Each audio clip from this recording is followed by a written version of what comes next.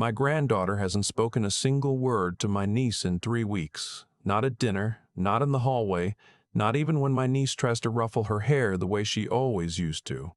12-year-old girls don't just go silent like that without a reason. Last Thursday, Aubrey caught me alone in the garage while I was changing the oil on my truck, and she pressed a folded piece of notebook paper into my hand without saying anything. She just looked at me, those big brown eyes her mother had, and walked back inside.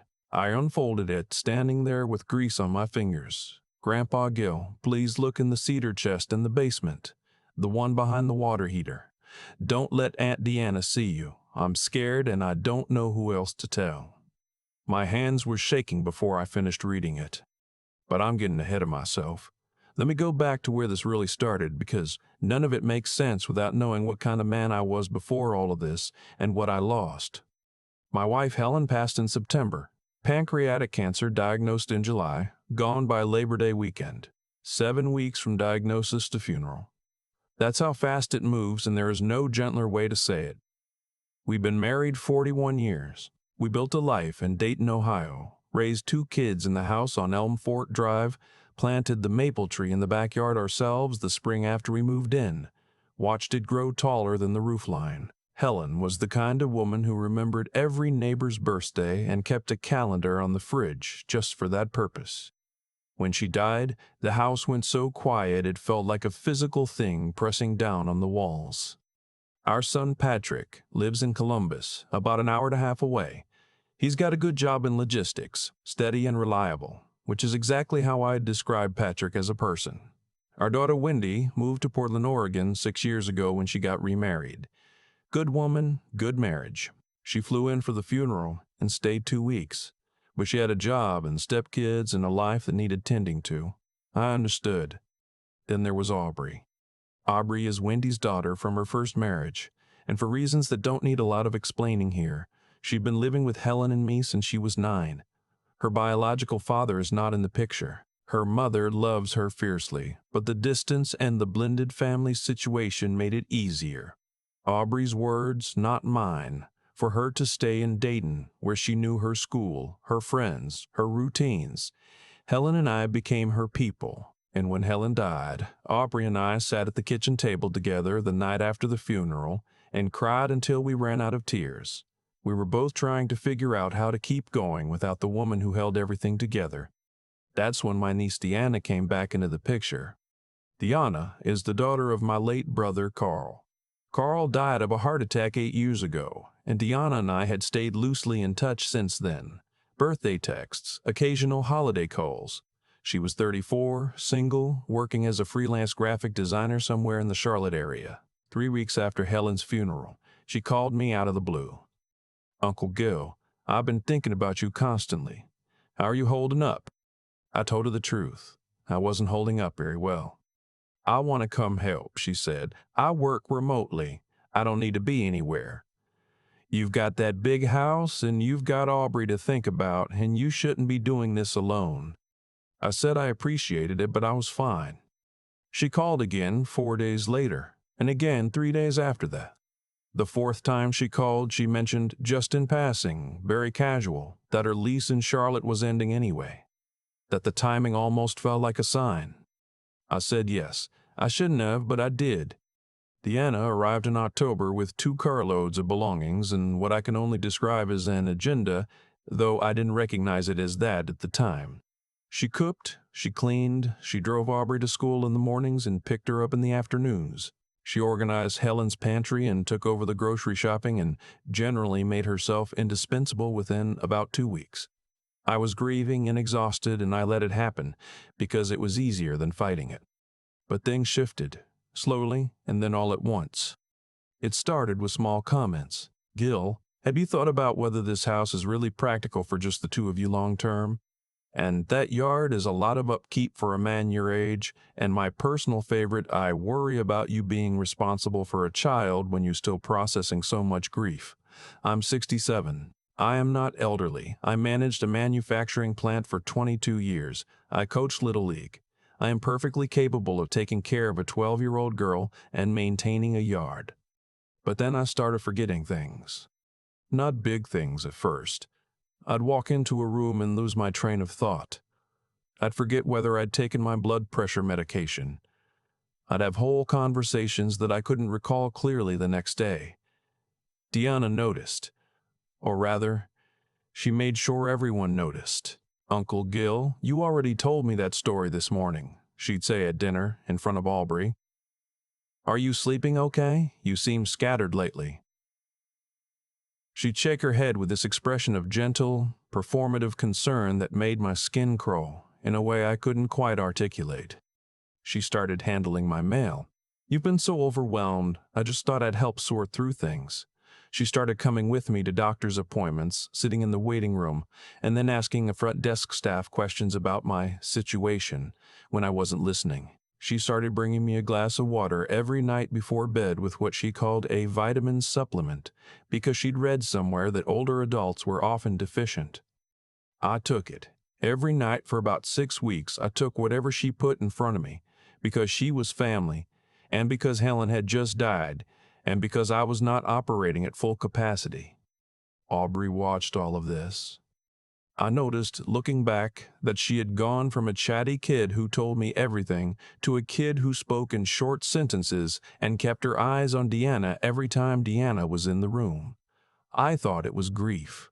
I thought it was the adjustment of having a new person in the house. I asked her once if something was wrong, and she glanced toward the kitchen door and said very quietly, "I'm okay, Grandpa." The way she looked at that door told me she was anything but. Then came the garage note. After Aubrey handed it to me and walked back inside, I stood next to my truck for a long time. I folded the paper and put it in the front pocket of my flannel shirt, and I went inside and I acted completely normal for the rest of the evening. I watched the news. I said goodnight to Deanna. I went to bed and lay there staring at the ceiling until I heard Deanna's bedroom door close and heard the house go quiet. Then I got up. I took my flashlight from the nightstand drawer and went downstairs in my socks. The basement stairs are old and 2 of them creak, so I've known for 40 years exactly which ones to step over. The water heater's in the back left corner, the cedar chest. Helen's mother's, handed down to us when she passed, sat behind it, pushed back against the wall, half hidden behind a box of holiday decorations.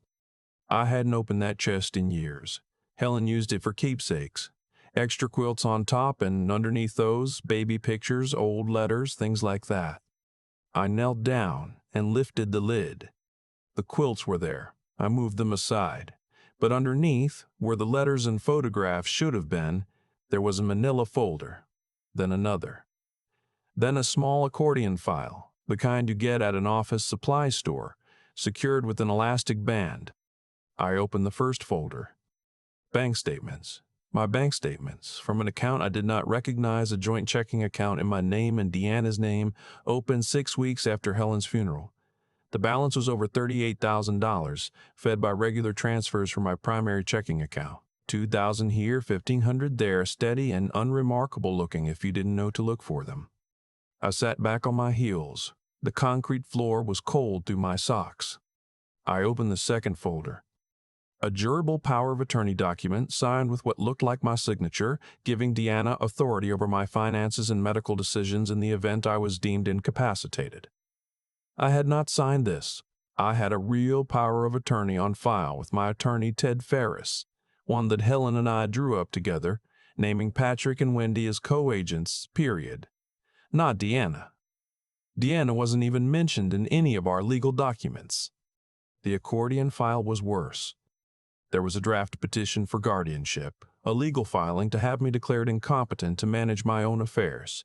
There were printed email chains between Deanna and someone named Dr. Tommel, Pettigrew, who appeared to be a psychiatrist she'd contacted independently, discussing my deteriorating cognitive state and the timeline for evaluation. There were real estate listings for assisted living facilities in the Dayton area, with notes in Deanna's handwriting about monthly cost and what the house would need to sell for to cover them.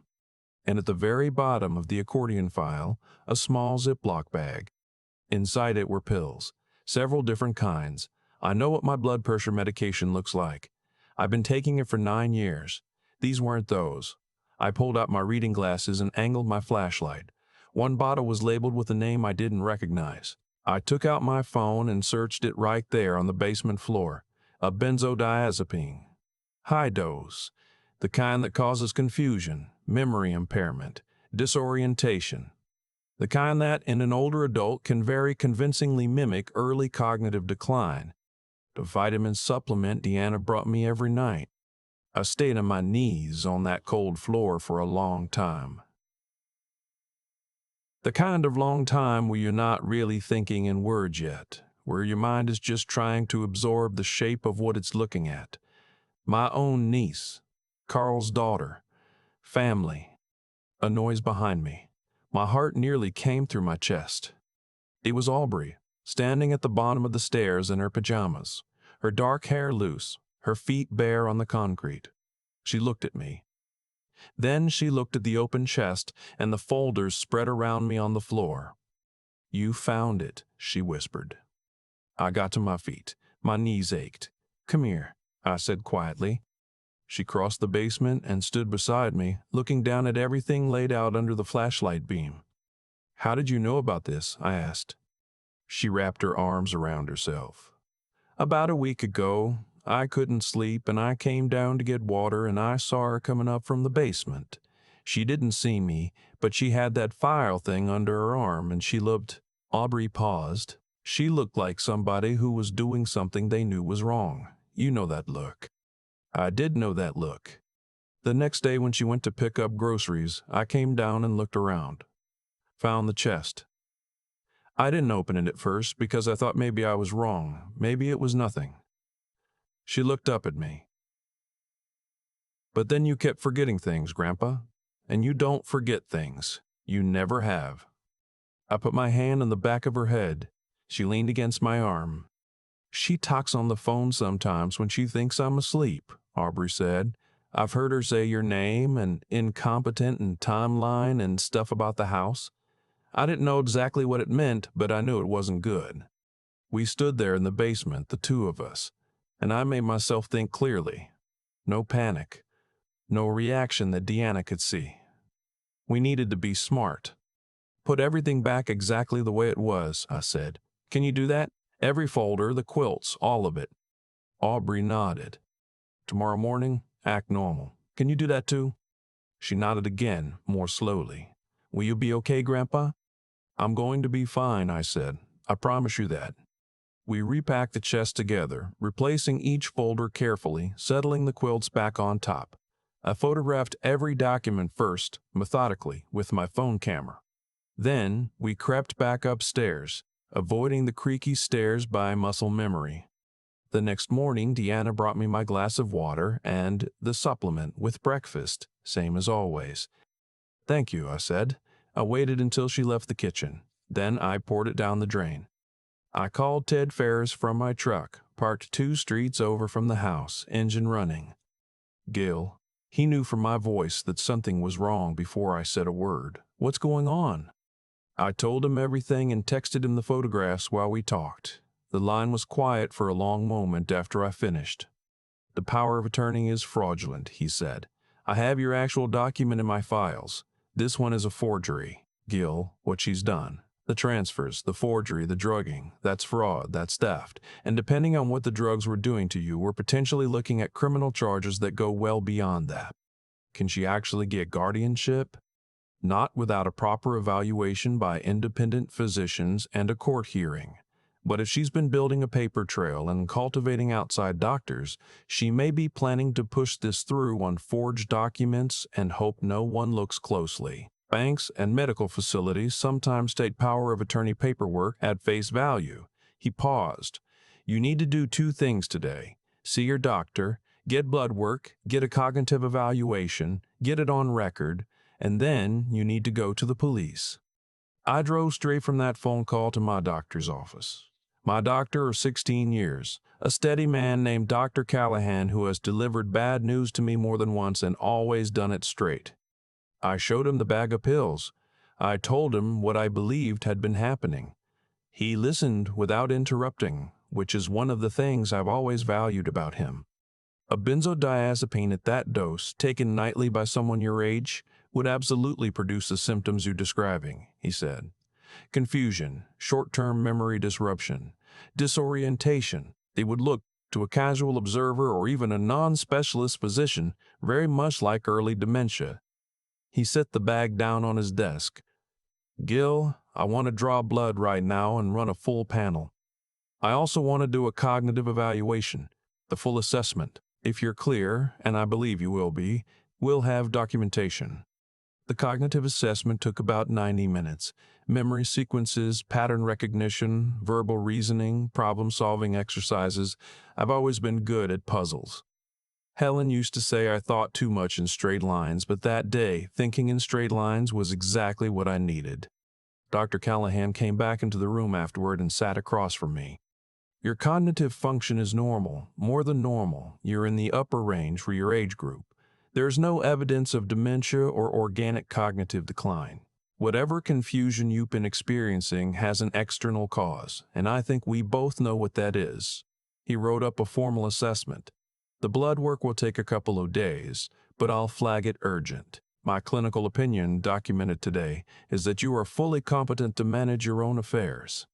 I thanked him and drove to the Dayton Police Department. The officer who took my report was a detective named Holloway, a woman in her 50s with short gray hair and the manner of someone who has seen most things and is not easily rattled. She looked through the photographs on my phone methodically, asked precise questions, and took her own notes. Mr. Dawson, she said, what you're describing, financial fraud, document forgery, administering a controlled substance without consent, these are serious criminal offenses. I want you to understand that. I understand. We'll open an investigation. Bank records, the forged documents, the pills. We can move on this. I'd like your permission to contact your attorney and your physician directly to coordinate. She looked at me steadily. In the meantime, I need you to go home and act as if nothing has happened. Do not confront your niece. Do not change your behavior. Can you do that? Yes, I said. It may take us 48 to 72 hours to pull everything together. I know that's not easy. I've been doing it for 6 weeks already, I said. I can manage 3 more days. Those 3 days were the strangest of my life. I came home and ate dinner across the table from Deanna and made small talk about the weather and a story on the evening news. I poured my nighttime water down the bathroom sink. I took my real medication from a bottle in my dresser drawer and left the one Deanna set out untouched. My mind, clearer than it had been in months, cataloged everything. The way she watched me take my pills, the half-second of something in her eyes when I declined a second cup of coffee, the way she positioned herself between me and the phone in the kitchen when Patrick called. Aubrey was remarkable. She went to school, came home, did her homework at the kitchen table, said good night Aunt to Deanna before bed. She was 12 years old, and she kept that secret like someone twice her age. On the second night, I heard Deanna on the phone in her room. I stood in the hallway outside her door. He's been off lately, she was saying. Not taking things the way he should. I think he might be getting more resistant, which actually might work in our favor. Shows erratic behavior. A pause. The house will list at $420 minimum. After the facility costs, there's still plenty left. Another pause and then, quieter. He trusts me. That's the whole point. He's not going to question it until it's too late. I walked back to my room and sat on the edge of the bed in the dark. She trusted that I trusted her, and 6 weeks ago she would have been right. On the third morning, Detective Holloway called just after 8.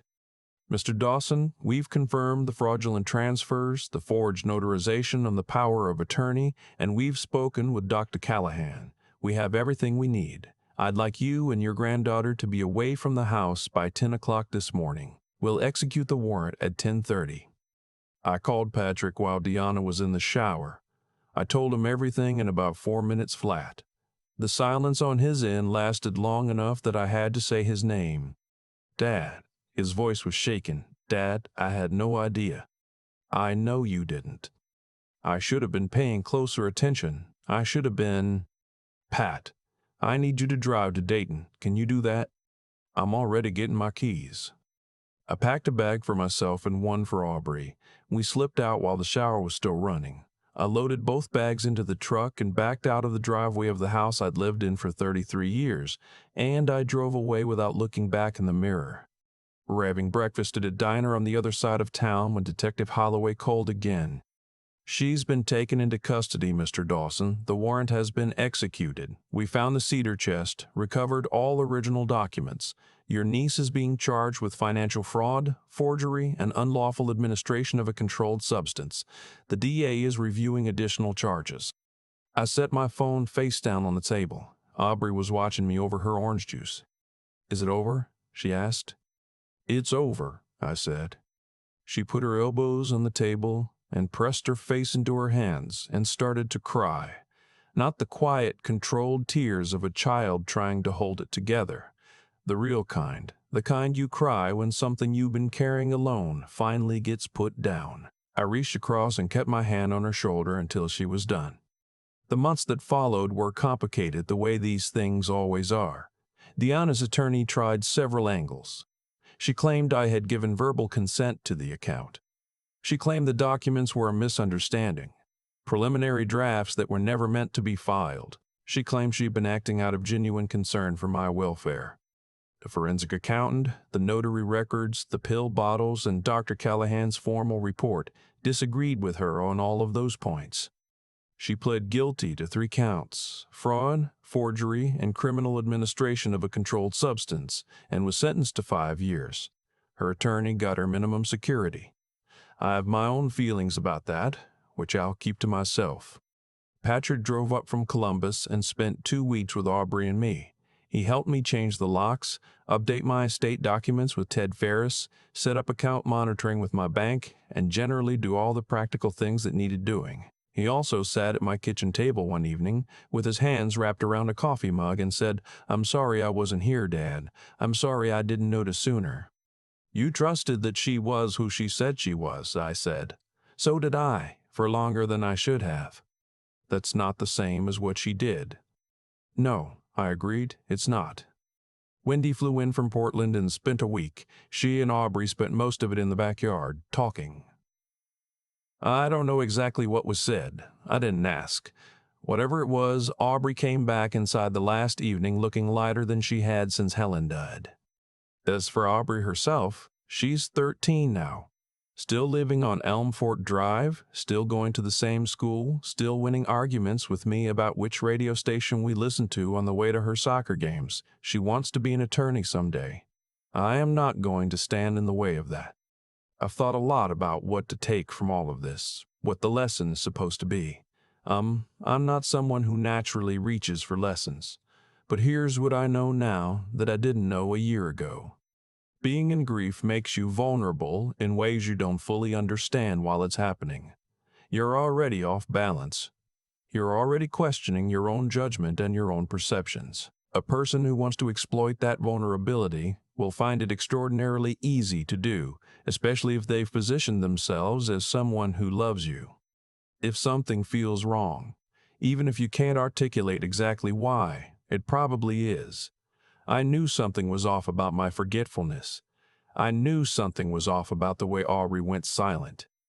I told myself I was imagining it, that I was tired and grieving and not thinking clearly. I should have listened to the part of me that knew.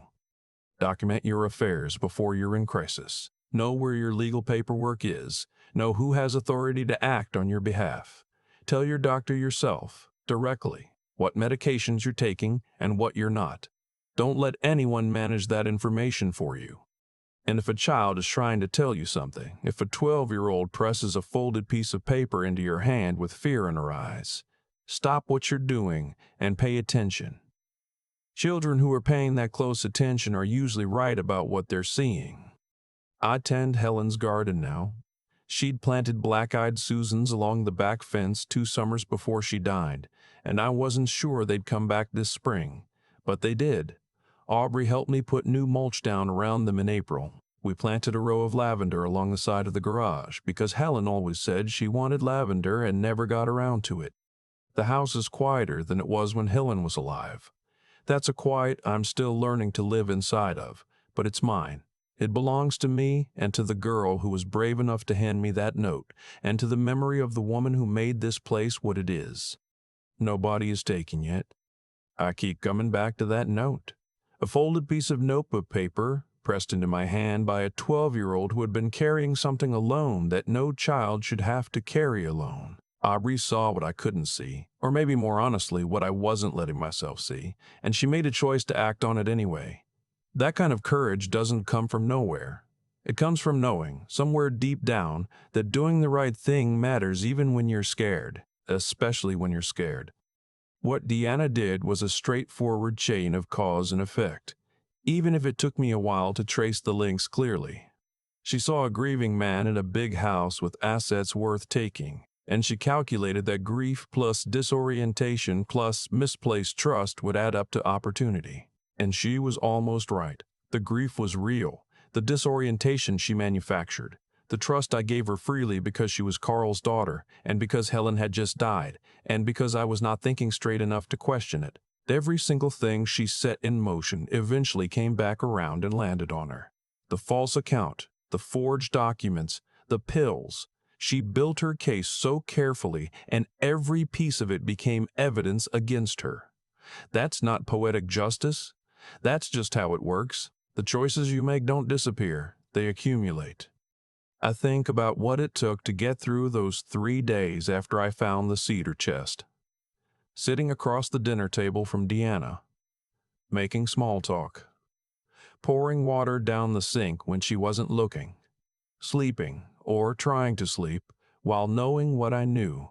I'm 67 years old, and I've handled hard things in my life, but those 3 days required a different kind of steadiness. The kind where you don't let what you feel on the inside show on the outside, because showing it would have cost you everything. I had to think clearly when every part of me wanted to react. I had to trust my attorney, trust my doctor, trust Detective Holloway, and let the process work instead of blowing it all up by confronting Deanna before the evidence was secured. That discipline, that ability to hold yourself together when falling apart would be easier. I don't think I knew I had it until I needed it. And Aubrey. I have thought about what it would have taken for a 12-year-old to do what she did. She didn't fully understand all of it. She understood enough. She understood that something was wrong, that the person responsible was watching her closely, that telling me was a risk, and that not telling me was a worse one.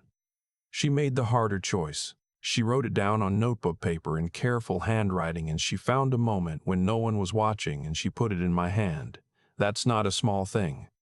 That's exactly the kind of integrity that most adults spend their whole lives working toward. I tend Helen's garden in the mornings now. The black-eyed Susans came back this spring without any help from me, which feels right. Some things are stronger than you expect them to be. I'm still here, in my house, managing my own affairs, raising a girl who taught me something important about what it means to pay attention and act on what you see. That's the inheritance worth keeping.